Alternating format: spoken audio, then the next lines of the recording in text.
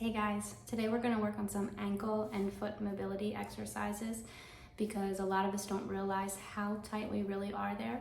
So all you need is some type of ball, a tennis ball, a wall, and then if you have 2 blankets or something that you can place down to protect your knee and the top of your foot.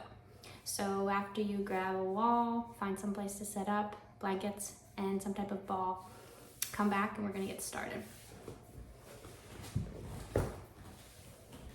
So the first thing I want you to do is just to create a little bit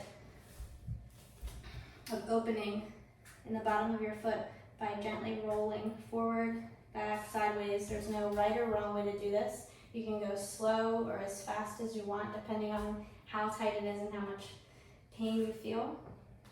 But you can really press into that middle part of the foot, rocking, opening up all those muscles there. You can stretch the toes.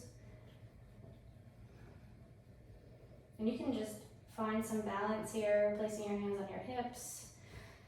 Or if you feel really uneasy, the easiest thing to do is use the wall. The wall is our best friend for all these exercises. Keep breathing. For a lot of us, it's going to feel a bit uncomfortable.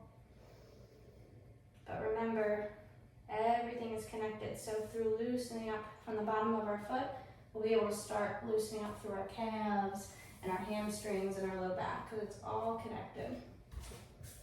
So I'm doing this for a shorter amount of time today to spare you guys the boredom.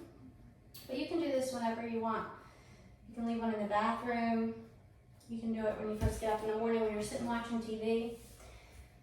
It's very simple. So that's one. Then the next one, I want you to find your blankets or whatever you have a rug beneath you, and we're just going to come to kneeling. Gently come to kneeling, making sure that our knees are underneath of the hips.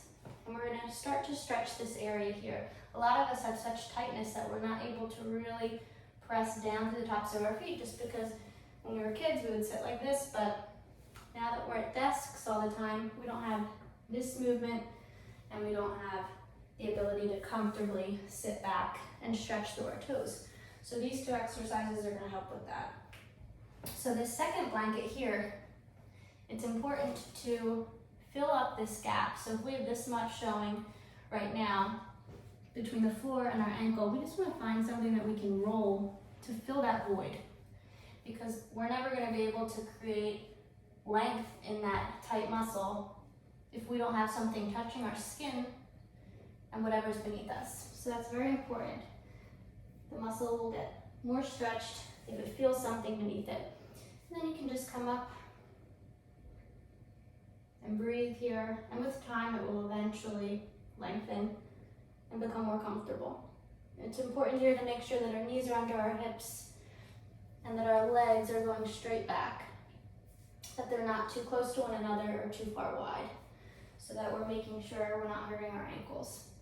And eventually with time, we'll be able to start bringing some weight back. But for now, you can either leave your hands in the front or just stay up with your hands on your hips or on your back. And you'll stay there for as long as you're comfortable. And then when you're done with that one, we'll do the toe stretch. Bring the toes under. Now if that's just terribly uncomfortable and you can't even tolerate staying like this and just gently rocking some weight into it, rocking. If that just is too much, stretching our toes out, then I'll show you something else. But for those of us that are able to just gently bring some weight and rock into the toes, stretching out the bottoms of our feet. I mean, you don't think about it, but we walk on our feet so much and we never give them any love. And then if you're able to one day, we can stretch like this. Just remember to keep breathing. We can never stretch with force. Our body tenses up as soon as it feels stressed. So if we're breathing very strongly or holding our breath, our body's going to get real rigid and we're not going to make any progress. So in order for this to be functional, you have to relax your face, smile, and just try to allow gravity to do the work. Otherwise, it's going to be very counterproductive. We can't find length in the muscles if our body is in that fight or flight response. And then gently coming out, And if there's a chair here, if you have to do this somewhere where you have something to help you get up and down. And I just wanted to show you this as well as an option for the wall. You can even just place your toes on the wall. I'm going to use a block so that you can see. So if this was the wall, and you could just put your toes into the wall and stretch that way. And the same thing with the heel. Putting the heel up there. And if you do have blocks at home or something similar, standing like this also is really good to open up through the calves. And just really find some length in the back of your heel there. And that can be done on the wall. You just really can't see from the angle you're at. So those are your stretches that you can do at home. And then I also want you to do circles, which are great up against the wall so that you don't fall. So all we're doing is just creating circles through the ankle. And you can put your hand on the wall. Also, again, this is good to do on something soft. So putting your hand on the wall and just rotating nice and easy, nice and gentle until you see how it feels. You can hold onto a chair, a counter. This is a very good one to do throughout the day, and then rotate in the opposite direction. At first, there might not be much movement. That's completely normal, but it will come with time. And then switch sides. Again, you can hold onto the wall or a chair. And as many as you do on one leg, make sure you're doing on the other side. And if you go 5 times clockwise, try to go back 5 times counterclockwise.